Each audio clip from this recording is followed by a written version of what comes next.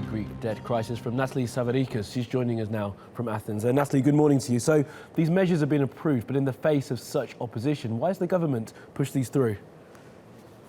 They essentially want to impress the international creditors at the meeting today by, implementing these very tough reforms. They're hoping that finally the issue of debt relief will be tabled and that they can move forward with what they think is a resolution of Greece's debt woes. So unless there can be some, elimination of this huge debt, Greece thinks that they're, unable to ever come out of this financial spiral of this debt crisis.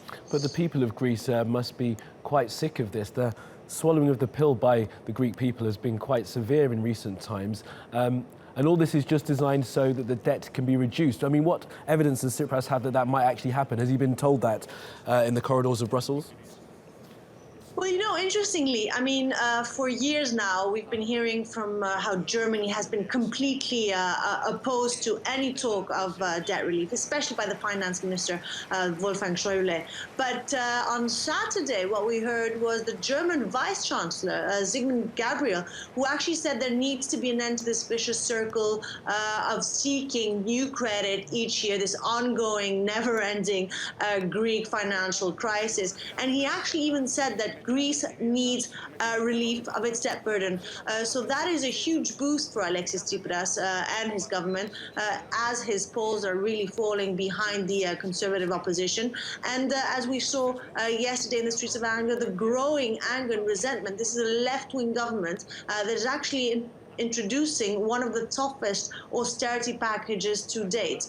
Absolutely. And Nathalie, just tie this in, if you can, for us with the refugee crisis. Of course, Greece bore the brunt of that crisis throughout the year and may continue to do that this year. Just how much do you think that Athens doing what they're told and really trying to handle that refugee crisis is helping with their negotiations with Brussels over the debt?